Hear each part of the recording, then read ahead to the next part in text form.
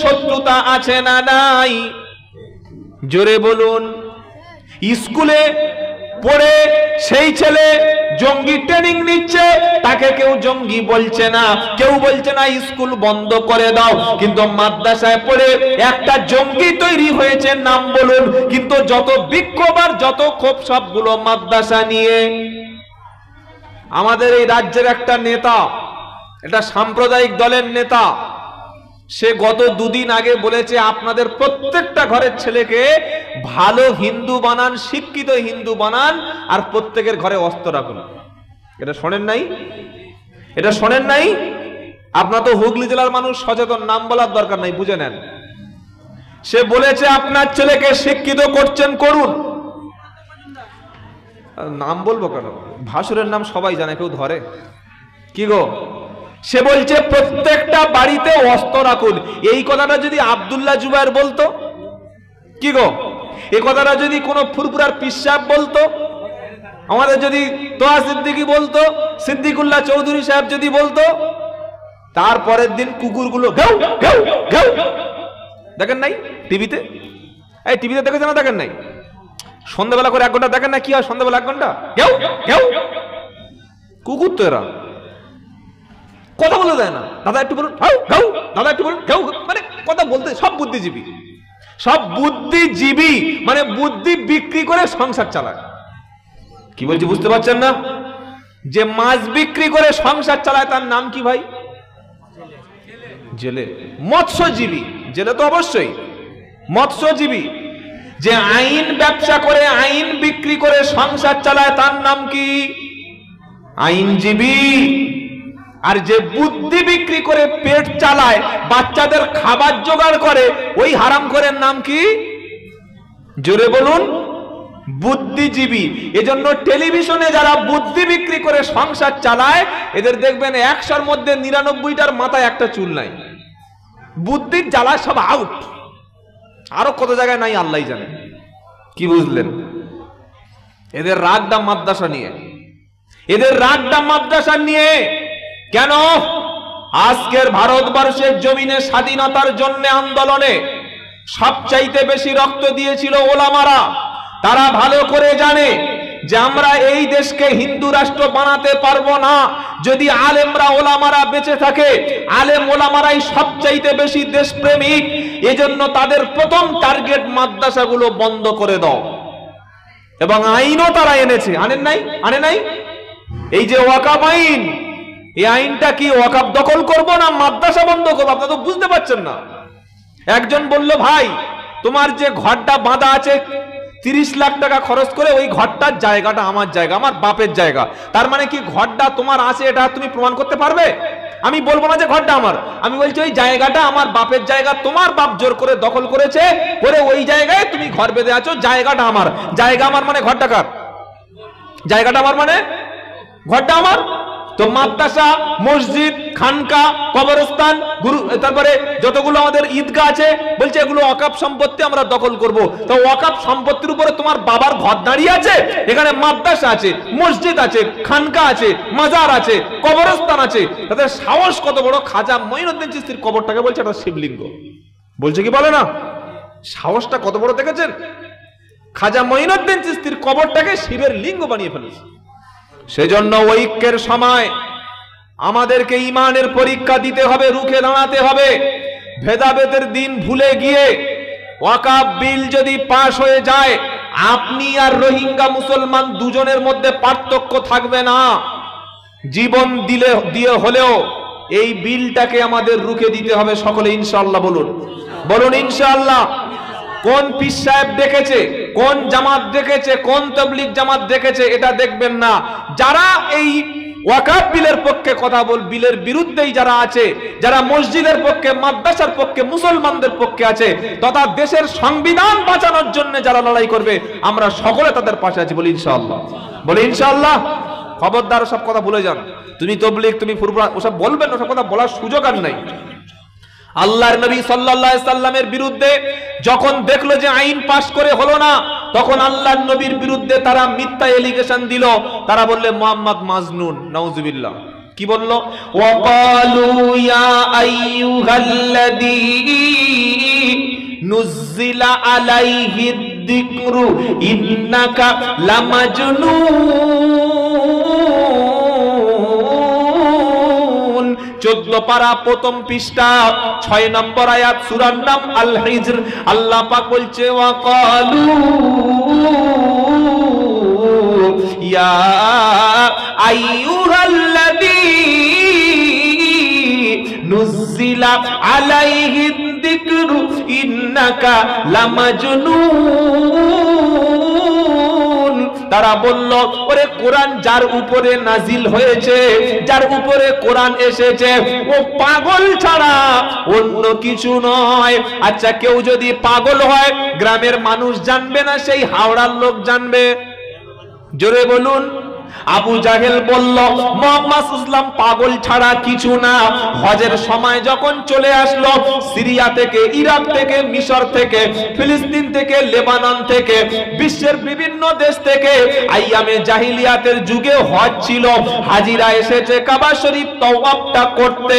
তখন আবু জাহেল, বললাম মিডিয়া ছিল, আবু জাহেল সোশ্যাল মিডিয়ার কাজ করত। প্রত্যেকটা হাজী সাহেবদের তাঁবুতে, মিনায় যখন মিনায় হাজী সাহেবরা অবস্থান করে থাকে, ওখানে ছোট ছোট তাঁবু দেখেন নাই? কি গো বাবাজিরা, লক্ষ লক্ষ তাঁবু। আবু জাহাল প্রত্যেকটা তাঁবুতে গিয়ে প্রচার করতে শুরু করলো, আমাদের দেশে একটা পাগল আছে, পাগলের নাম হলো মুহাম্মদ। বলো নাউজুবিল্লাহ সাল্লাল্লাহু আলাইহি ওয়াসাল্লাম। খবরদার তার কাছে যাবে না, কি বলছে শুনবে না, তার কাছে কোনোভাবেই যাবে না, ওর কাছে গেলে তোমরা গোমরাহি হবে। এই কথা বলে প্রত্যেকটা তাঁবুতে তাঁবুতে প্রচার করলো।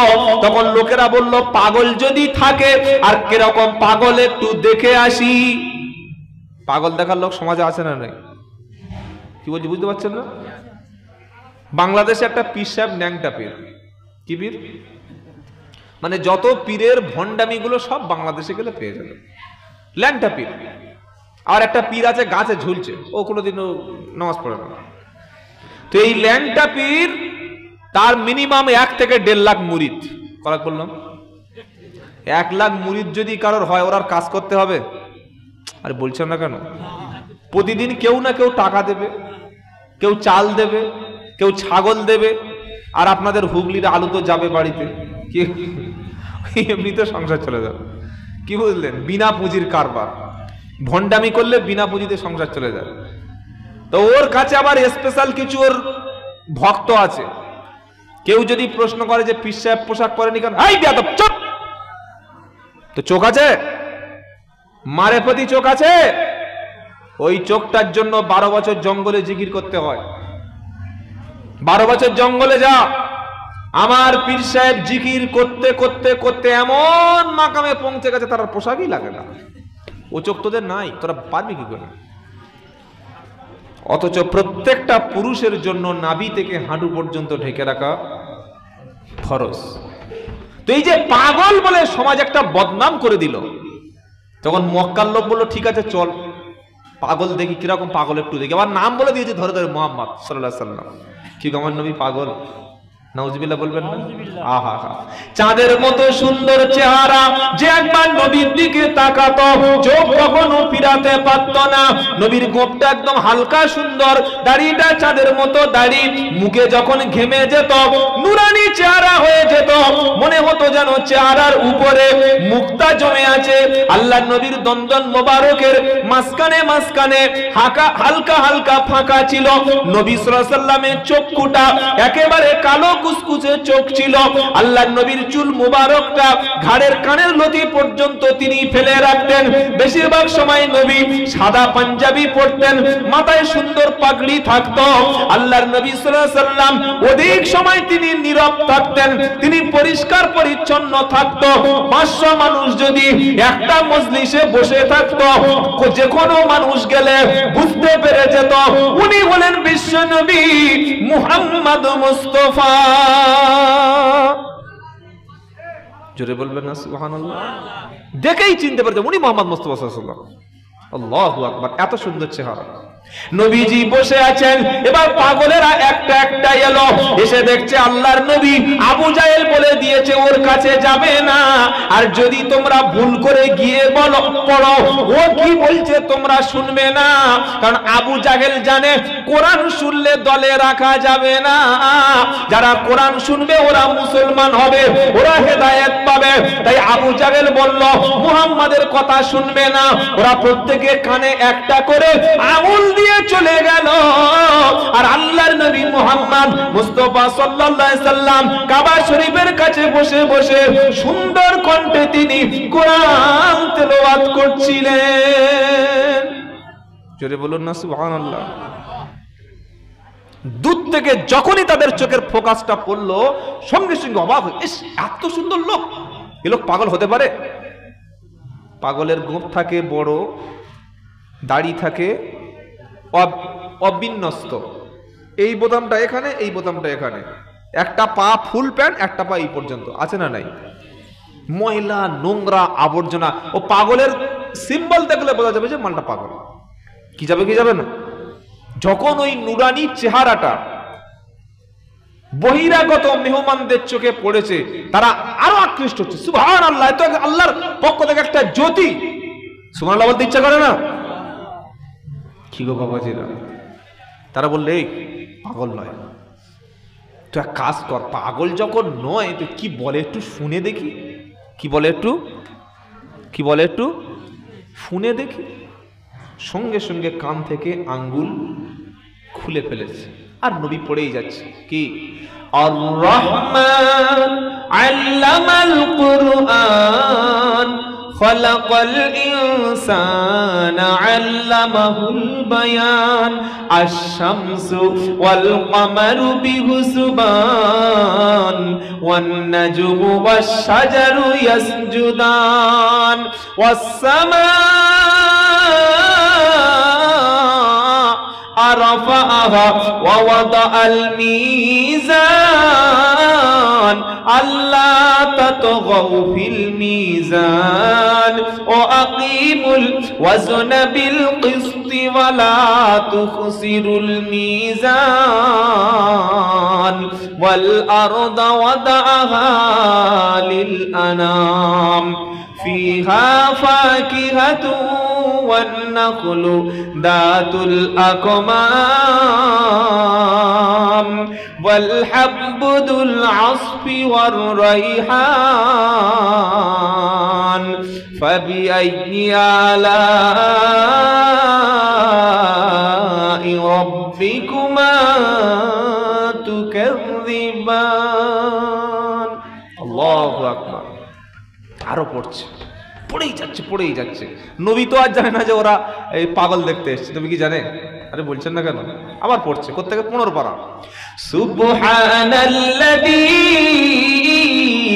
আসরা বিআবদিহি লাইলাম মিনাল মাসজিদিল হারামি ইলাল মাসজিদিল আকসা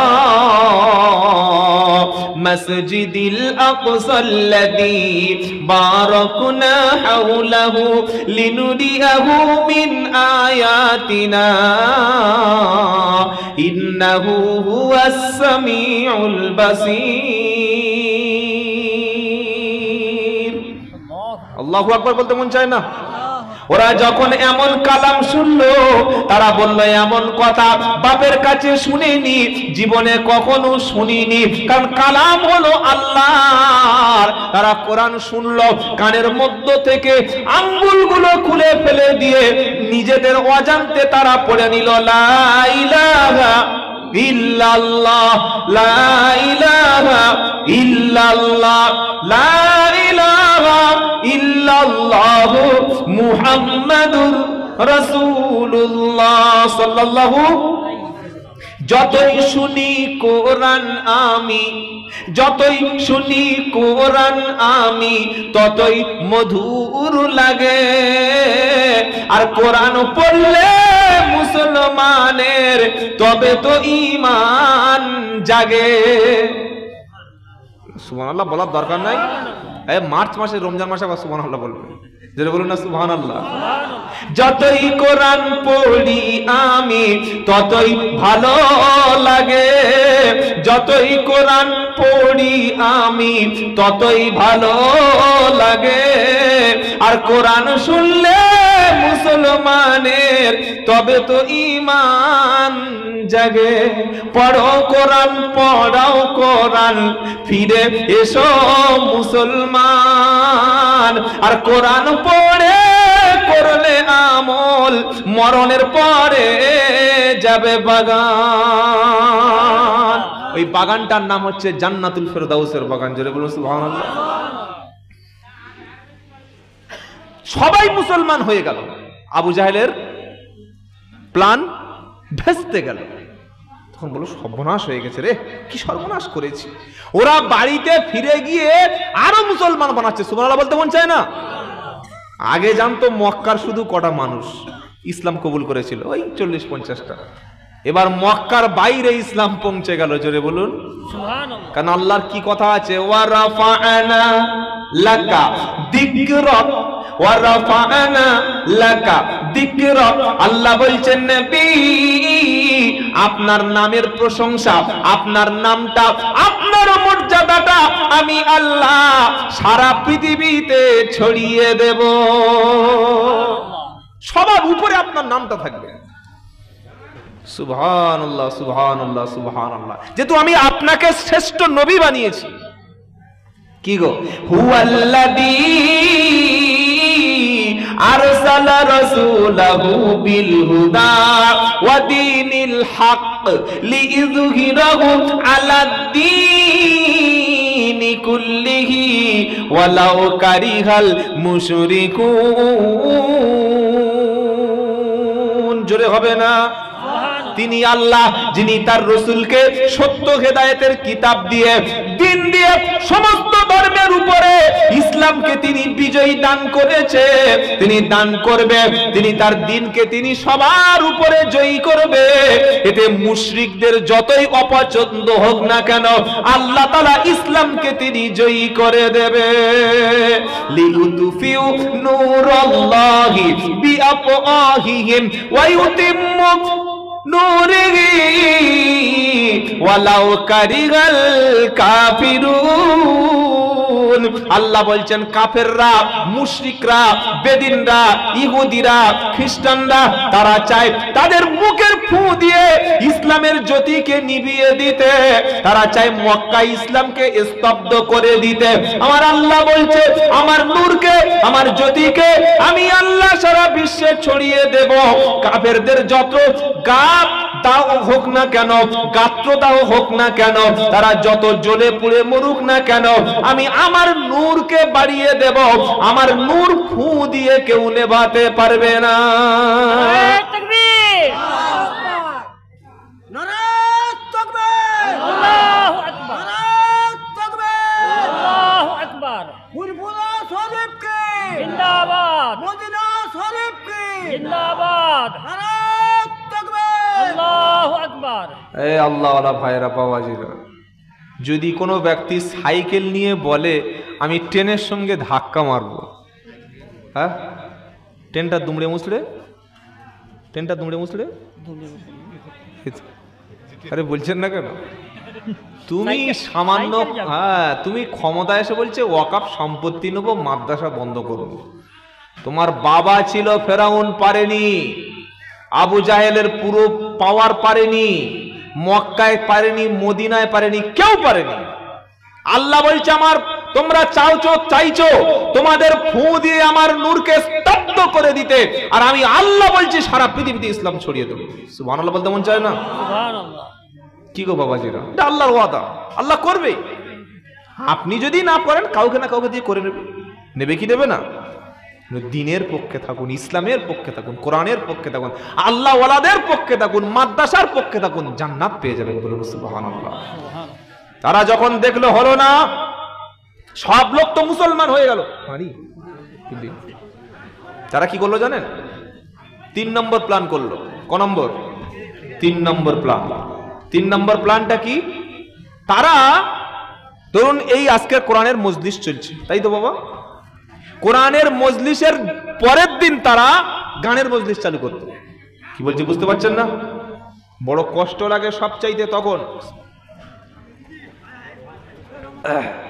ফ্রিজের পানি বড় কষ্ট লাগে তখন যখন, ভালো তো ভালো আলহামদুলিল্লাহ, যখন দেখি কোনো মুসলিম মহল্লায় মুসলিমের বিয়ের বাড়িতে গানের অনুষ্ঠান চলছে।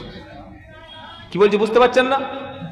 মুসলমান ছেলের বিয়ে হচ্ছে, মুসলিম মহিলা গেটে লিখে দিয়েছে এলাহি ভরসা 786, উপরে মেয়ের নাম সামিরন আর নিচে ছেলেটার নাম শহীদুল। হচ্ছে কি হয় না? গেটে নাম লেখা থাকে না, এলাহি ভরসা 786, শহীদুল উপরে সামিরন, আর দুপারে দুটো জেবিএল বক্সে ধুড়ুম ধাড়াম। হয় কি হয় না? কি গো, আবু জাহেল যখন দেখলো হজে গিয়ে মোহাম্মদকে রোকা যাবে না সাল্লাল্লাহু আলাইহি ওয়াসাল্লাম, কোরআন বন্ধ করে দিয়ে মানুষকে রোকা যাচ্ছে না, হাজার হাজার দলে মোহাম্মদ সাল্লাল্লাহু আলাইহি ওয়াসাল্লামের ভিড়ে যাচ্ছে, তখন নাজার বিন হারেসা একজন খুব বড় ব্যবসায়ী ছিল। ওই ব্যবসায়ী রোম দেশ থেকে অনেক সুন্দর সুন্দর নায়িকা তুলে আনলো, সেই যুগের টপ র্যাঙ্কের নায়িকা, তাদেরকে কিনে আনলো। আর এরকম বিভিন্ন গল্পের পুস্তক বই, রোমান বাদশাদের বড় বড় কাহিনীগুলো তারা নিয়ে চলে আসলো। যখন আল্লাহর নবী কোরআনের মজলিসে বক্তব্য করত, এরকম একটা করে কোরআনের মজলিস কায়েম করত। তারপরের দিন আবু জাহেল, আবু লাহাবের উত্তরসূরিরা, নাজার বিন হারেসা, এরকম বড় বড় কাফেররা টাকা দিয়ে নর্তকী উলঙ্গ মেয়েদেরকে কিনে এনে আর বাজারে বই পুস্তকগুলো কিনে এনে যেদিন মুহাম্মদ সাল্লাল্লাহু আলাইহি ওয়াসাল্লামের কোরআনের অনুষ্ঠান, তার পরের দিন সেখানে হতো গানের অনুষ্ঠান। বললে হুজুর এটা আপনি দেখেছেন? হ্যাঁ দেখেছি। আপনি দেখবেন? কথা বলেন না। দেখবেন? হ্যাঁ বলুন, তবে তো মাল বার করবো। কি সাপ এসে প্রথমে সাপ খেলাতে কাটাচ্ছে, ডুক ডুক ডুক ডুক ডুক ডুক ডুক, বাজায় না। আর 25-30 জন লোক জমে গেল। তখন প্রথমে সেই একটা সাপ বার করলো, ফুস। কি সাপ? কেউটে সাপ। তখন সকলে বলছে, ভাই আপনার কাছে খড়িস আছে? খড়িস আছে, টাকা দাও, মালদা করবো। 5 টাকা 10 টাকা চাল ডাল মেয়েরা দিয়ে দিল। বলে তোমার কাছে চন্দ্রবড়া আছে? মারলেই ঠান্ডা ওই মাল আছে, মানে ওই তো বার হও। একটু বাঁশ দাবাসি দিল, বাঁশি যে গেল। তো আপনারা বললে তবে তো মাল বার করবো। দেখতে চান? সূরার নাম লুকমান। কোন সূরা? লুকমান। জোরে বলুন। লুকমান। লুকমানটা পড়বেন। সূরা লুকমানের প্রথমেই লেখা আছে। কি গো? হ্যাঁ, আল্লাহর নবী সাল্লাল্লাহু তাআলা আলাইহি ওয়াসাল্লাম যখনই কোরআনের মজলিস করত, যখন যেখানে, তখন তারা কি করতেন? কোরআনের মজলিসের পরের দিন সঙ্গে সঙ্গে তারা কি করতেন? গানের, শুধু গান নয় রে ভাই, শুনলে চোখ একদম পুরো ছাড়া বড়া হয়ে যাবে। তার পরের দিন তারা 4-5টা সুন্দর সুন্দর মেয়ে আনতো। আর সেখানে আব্দুল্লাহ জুবাইর না এসে যদি আমার ওই অন্য একটা গানের নায়িকা চলে আসতে, এখানে লোক হতো সকাল পর্যন্ত, হাজার হাজার লোক। তবে আলহামদুলিল্লাহ আগের মতো এখন আর সিনেমাওয়ালাদের ব্যবসা চলে না। আগের মতো এখন আর গান বাজনা যুবকেরা শোনে না। এখন মানুষ ওলামাদের পিছনে, হাক্কানি কোরআনওয়ালাদের পিছনে, দিনের দায়ীদের পিছনে মানুষ ছুটছে। বলুন সুবহানাল্লাহ। দেখছেন না বাংলাদেশে মিজানুর রহমান আজহারি সাহেব, ওই খুনি হাসিনা 5 বছর তাকে দেশান্তরিত করেছিল মালয়েশিয়ায়। এখন যে মজলিসে যাচ্ছে 10 লাখ, 20 লাখ, 25 লাখ লোক একদিন আগে থেকে লোক বসে আছে। বলুন আলহামদুলিল্লাহ। এটা কিসের মুজিজা? কোরআনকে কেউ কোনোদিন আটকে রাখতে পারে না। তাই নায়ক নায়িকারা বহুত চিন্তা এখন আছে যে আমাদের সংসার চলবে কি করে। এরা আমাদেরকে বলে এইভাবে প্রেম করো, এইভাবে অপরের মেয়েকে তুমি ভাগিয়ে নিয়ে এসো, এইভাবে অন্য মেয়েকে প্রপোজ করো, এইভাবে তোমরা প্রেমের অভিনয় করো। যারা আমাদের ভালোবাসা শেখায়, অথচ তাদের প্রত্যেকের জীবনে ভালোবাসা নাই। একটাও নায়ক নায়িকা ভালোবাসার কারো দেখাতে পারবেন না। দুটো তিনটে বউ, এই আমাদের যে নতুন করে একটা বিয়ে করেছে, ওই নামটা কি কই, যে বেডের মতো, যে কানটা একটু খাড়া মতো আছে না, ভুলে যাচ্ছি, আমাদের তৃণমূলের একজন নেতা গো, নামটা মনে নেই আর বলেও লাভ নাই। তা বোকা লক্ষ্য, কাঞ্চন মল্লিক। ওর শাশুড়ির থেকে জামাইয়ের বয়স বেশি, শাশুড়ির থেকে, জানেন না? এটা 3 নম্বর স্ত্রী, ওটা সুবহানাল্লাহ 3 নম্বর। কি বুঝলেন? ওরা আমাদেরকে প্রেম শেখায়, যে এইভাবে প্রেম করতে, এইভাবে মেয়েদের প্রপোজ করতে, ভালোবাসা শেখায়। অথচ প্রত্যেকটা সিনেমার হিরো এবং হিরোইন কারোর বউ টেকেনি, কারোর স্বামী নাই। কেন? আসল ভালোবাসা আছে ইসলামের মধ্যে। বলুন সুবহানাল্লাহ। ইসলাম তো ভালোবাসা শিখিয়েছে, ছোটদের মহব্বত করো, বড়দের সম্মান করো। সুবহানাল্লাহ বলবেন না? আমরা আমাদের আলেম ওলামাদের দেখলে, আল্লাহ আল্লাহদেরকে দেখলে সালাম করি। আলেম ওলামাদেরকে মুসলমান সমাজ কলিজা দিয়ে ভালোবাসে। আলেম ওলামাদের মুসলমান সমাজ মাথার তাজ মনে করে। আলেম ওলামাদের মুসলমান সমাজ লক্ষ লক্ষ মানুষ তাদের কথা শুনে নেয়। তাই সিনেমাওয়ালাদের বাজার এখন খুব খারাপ, নায়ক নায়িকাদের বাজার এখন খুব খারাপ। এই নাজার বিন হারেসা রোম দেশ থেকে সুন্দরী সুন্দরী নায়িকা ছোট্ট ছোট্ট ড্রেস পরিয়ে এনে মঞ্চে নাচাতে শুরু করলো। কোন মঞ্চে? যে মঞ্চে গতকাল বিশ্ব নবী মুহাম্মদ মুস্তাফা সাল্লাল্লাহু আলাইহি সাল্লাম আল্লাহর কোরআনের দাওয়াত দিয়ে গেছে, সেই মঞ্চে নাজার বিন হারেসা রোম দেশ থেকে নায়িকাদেরকে এনে তারা এখানে গান বাজনা শুরু করে দিয়েছে। বাবাজিরা, আল্লাহওয়ালা ভাইয়েরা, গান বাজনা যখন হয়ে গেল, হাজার হাজার লোকের জমায়েত হলো, তখন ওই নাজার বিন হারেসা এবং আবু জাহেল, আবু লাহাব কাফের গুলো বলল, মুহাম্মদ সাল্লাল্লাহু আলাইহি সাল্লাম তোমাদের জান্নাতের হুরেদের গল্প শোনায়, মদের কথা বলে, জান্নাতের সৌন্দর্যের কথা বলে। এই দেখো রোমের বাচ্চাদের সুন্দর সুন্দর জীবনী, এই দেখো সুন্দর সুন্দর টাটকা হুর। মুহাম্মদ বলে সাল্লাল্লাহু আলাইহি সাল্লাম, তোমরা ইন্তেকাল করে মারা গেলে বিচার হবে, বিচারের দিন জান্নাত পাবে, জান্নাতে হুর মিলবে।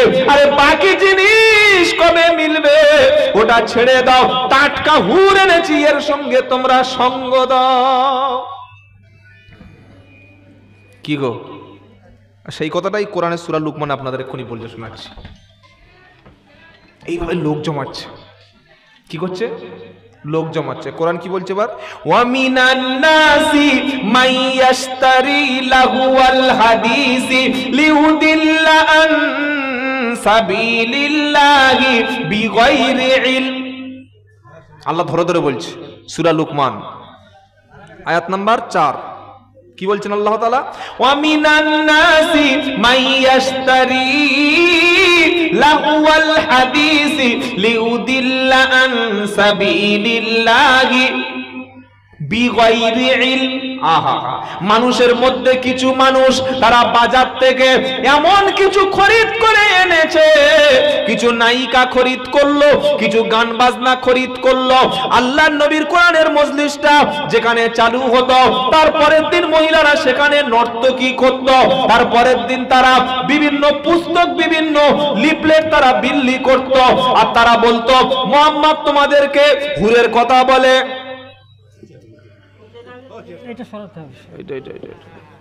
চা খেতে গিয়ে সে আরেক ঝামেলা, তাহির সাহেবের মতো।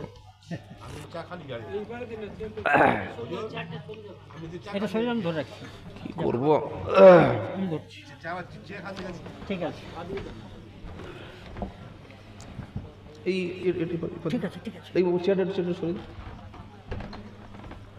একবার তকবীর দেন দেখি, নারায়ে তাকবীর, নারায়ে তাকবীর। একটু জিকির করুন, লা ইলাহা ইল্লাল্লাহ, লা ইলাহা ইল্লাল্লাহ, লা ইলাহা ইল্লাল্লাহ মুহাম্মাদুর রাসূলুল্লাহ। মুহাম্মদ নাম যতই শুনি ততই মধুর লাগে, এই নামেরই মধুর বাণী কেউ বলেনি আগে। লা ইলাহা ইল্লাল্লাহ, জোরে জোরে, লা ইলাহা ইল্লাল্লাহ, লা ইলাহা ইল্লাল্লাহ মুহাম্মাদুর রাসূলুল্লাহ। ওয়ামিনান নাসি মাইয়াশতারি লাহুয়াল হাদিস। লাহুয়াল হাদিস বলা হয় গান বাজনা। কি বললাম? এমন একটা জিনিস যেটা আল্লাহ রাস্তা থেকে, কোরআনের রাস্তা থেকে, দ্বীনের রাস্তা থেকে আলেম ওলামাদেরকে, মানুষদেরকে বিচ্ছিন্ন করে দেওয়া যায়, এই জিনিসগুলোকে বলা হয় লাহুয়াল হাদিস। আজ মুসলমানদেরকে কোরআন থেকে দূরে রাখার জন্য গান বাজনা, যত রকমের খেলা সব সমাজের মধ্যে চালু করে দেওয়া হয়েছে। যখন তারা কোরআনের মজলিসের পরের দিন এই জিনিসগুলো পরিচালনা করত যাতে মানুষগুলো আল্লাহর নবীর থেকে দূরে সরিয়ে দেওয়া যায়, কিন্তু না, আবু জাহেল সফল হয় নাই।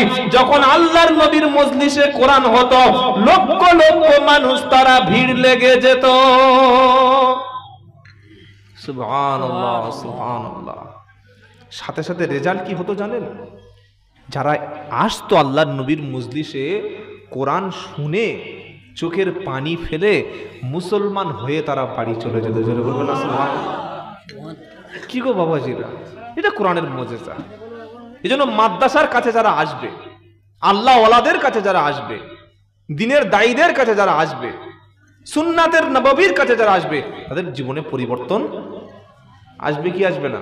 আসবে ইনশাআল্লাহ। সেজন্য সব সময় নিয়ত করবেন আলেম ওলামাদের পক্ষে থাকবো, হাক্কানি আল্লাহ ওয়ালাদের সোহবতে থাকবেন, জীবন পাল্টে যাবে। কেউ যদি মেথরের সঙ্গে ঘোরে, তার শরীরে আতরের খুশবু এক ফোঁটা মিলবে না। হ্যাঁ, মেথরের বিবি বাজারে গিয়েছে, তোমাদের লোক বাড়ি এসছে না গো, বললে কই না তো না, বলো বাইরে বস। মেথরের বিবির গায়ে মেথরের যে ওই সেন গন্ধ আছে না নাই? বুঝতে পারছেন না কি বললাম? যারা পায়খানা পরিষ্কার করে তাদের বিবির কাছে ওই মালের সেন পাওয়া যাবে। আর যে আতর বিক্রি করছে বাজারে বসে, আপনি কেনার দরকার নাই, মাখার দরকার নাই, ওর সামনে গিয়ে আধ ঘন্টা বসুন, চলে আসলে সেন আছে না নাই? আছে না নাই? কোরআন হলো আল্লাহর পক্ষ থেকে জান্নাতি সুবাস। বলুন সুবহানাল্লাহ। এর কাছে বসলে সেন পাবেন। সেই সুঘ্রাণটা হলো জান্নাতি সুঘ্রাণ। কিসের সুঘ্রাণ? এই যে হাফেজগুলো পাগড়ি পেল, যে হাফেজগুলো পাগড়ি পেল, চারটিখানি ব্যাপার নয়। মাথায় একটা সাদা কাপড় ওস্তাদরা, আমরা ওলামারা জড়িয়ে দিলাম, না রাই তাকবীর মনে করলাম না, এ তো দুনিয়ায় 250-200 টাকা দামের কাপড়ের পাগড়ি পেল। আর এর বাপ আর এর মা কিয়ামতের দিন আল্লাহর পক্ষ থেকে একটা নূরের তৈরি পাগড়ি পাবে। জোরে বলুন সুবহানাল্লাহ। গোটা আরামবাগের মানুষ, কামারপুকুরের মানুষ, গোঘাটের মানুষ, আপনাদের এই কি জানো গ্রামটা, অনুপনগরের মানুষ ফেল ফেল করে, আল্লাহ ইয়ে কে, কোন দলের লোক? ফুরফুরা শরীফের লোক, না তবলিগ জামাতের, না বেরিলি, না আজান গাজী, না কে এটা, না দেওবন্দি, কে? আল্লাহ বলবে ওদের কোনো পরিচয় নাই, ওদের একটাই পরিচয়, ওরা ওদের সন্তানকে কোরআনওয়ালা বানিয়েছিল। বলুন সুবহানাল্লাহ। ওরা নিজেরা হয়তো আলেম ছিল না, নিজেরা হাফেজ ছিল না, নিজেরা মাওলানা ছিল না, কিন্তু এই অনুপনগর মাদ্রাসায় কোরআনের মহব্বতে, কোরআনের ভালোবেসে, দিল থেকে কোরআনকে ভালোবেসেছিল, কোরআনকে ভালোবেসে সন্তানকে মাদ্রাসায় দিয়েছিল। বাপের জীবনে সবচাইতে বড় সৌভাগ্যের দিন যেদিন ছেলের মাথায় হাফেজে কোরআনের পাগড়ি উঠবে। জোরে বলুন সুবহানাল্লাহ। আর কিয়ামতের দিন সবচাইতে ছেলের জন্য সৌভাগ্যের দিন যেদিন ছেলের কারণে বাপের মাথায় আল্লাহর নূরের পাগড়ি উঠবে। বুঝতে পারলে তো সুবহানাল্লাহ বলতেন? জোরে বলুন না সুবহানাল্লাহ। সুবহানাল্লাহ। দুনিয়ায় বাপ দেখছে ছেলের মাথায় কোরআনের পাগড়ি, দেখছে কি দেখে না? আর আখেরাতে দেখবে বাপের মাথায় আল্লাহর পক্ষ থেকে নূরের পাগড়ি। সুবহানাল্লাহ। সেদিন লোক জিজ্ঞাসা করবে, আল্লাহ এই লোকটা কি এমন আমল ছিল, তার কোনো বাতেনি আমল ছিল, তাহাজ্জুদ, কোন ইবাদত, কিসের ইবাদতে সে এমন করলো? আল্লাহ তাআলা বলবে, ওরে শোন, ও তেমন আমলদার ছিল না, ফরজ ওয়াজিব সুন্নাত আদায় করত। ওর সবচাইতে বড় আমল ছিল ওর সন্তানকে কোরআনের হিফজ করা, হাফেজ বানানো। জোরে বলবেন না? সুবহানাল্লাহ। ইন্না নাহনু নাযালনা যিকরা ওয়া ইন্না লাহু লাহাফিজুন।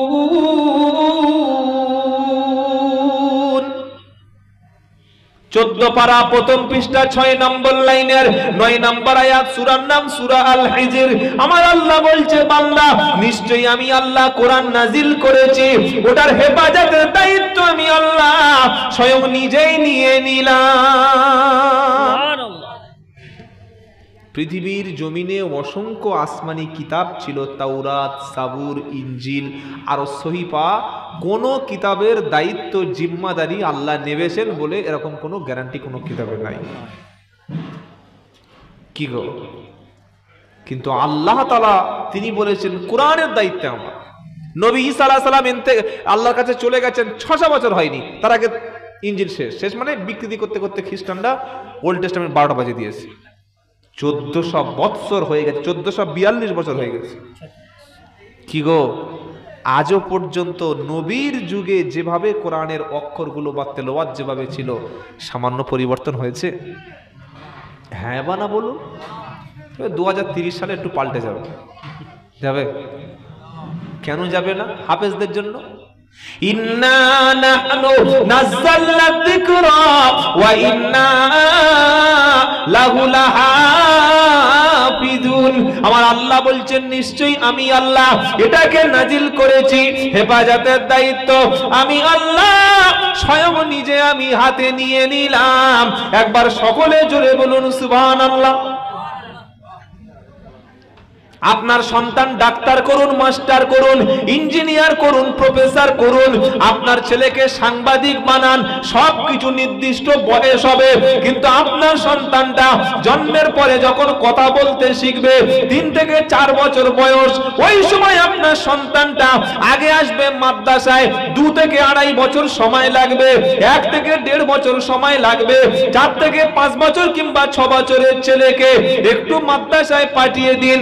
মাদ্রাসায় এসে সর্বপ্রথম ওই ছেলেটা 2 থেকে 3 বছর হাফেজদের কাছে বসে 30 পারা কোরআনটা মুখস্থ করে নেবে, নবীর সুন্নাতটা শিখে নেবে, মাথায় টুপিটা উঠে যাবে, পেশাব করার নিয়মটা শিখে নেবে, গোসল করার নিয়মটা শিখে নেবে, নবী কিভাবে খাবার খেত ওই তরিকাটা জেনে নেবে, নবী কিভাবে ঘুমাতেন ওই তরিকাটা জেনে নেবে, নবী কিভাবে মানুষের সঙ্গে কথা বলতেন ওই তরিকাটা শিখে নেবে।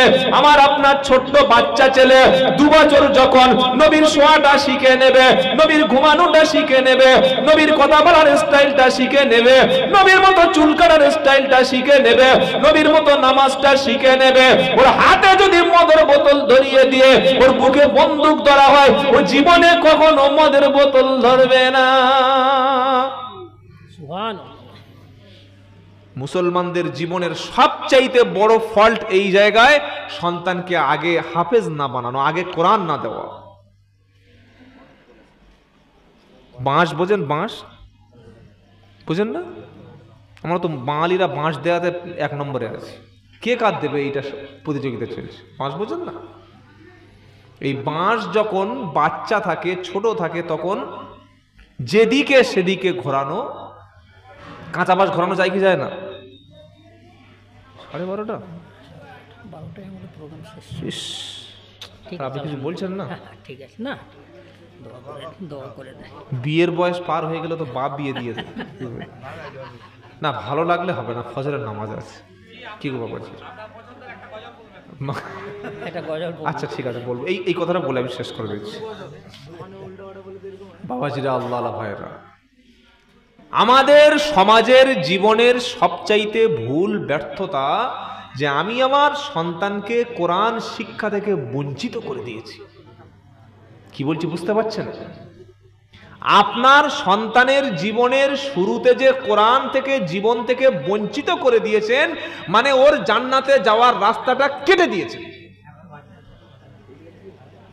যত পীর তামাম বিশ্বের জমিনে নাম করা পীর, বড় পীর আব্দুল কাদের জিলানী রহমতুল্লাহ আলাইহি, খাজা মহিউদ্দিন চিশতি রহমতুল্লাহ আলাইহ, বসিরহাট আল্লামা রুহুল আমিন রহমতুল্লাহ আলাইহ, মাওলানা আশরাফ আলী থানভী রহমতুল্লাহ আলাইহ, কাসেম নানুদবী রহমতুল্লাহ আলাইহ, আনোয়ার শাহ কাশ্মীরি রহমতুল্লাহ আলাইহ, সুফি ফতেহ আলী ওয়াইসি রহমতুল্লাহ আলাইহ, মুজাদ্দেদ জামান আবু বকর সিদ্দিক রহমতুল্লাহ আলাইহ, এদের জীবনের প্রথম যে শিক্ষাটা ছিল সেই শিক্ষাটা হচ্ছে কোরআনের শিক্ষা হিফজ করেছিল জীবনে। বলুন সুবহানাল্লাহ।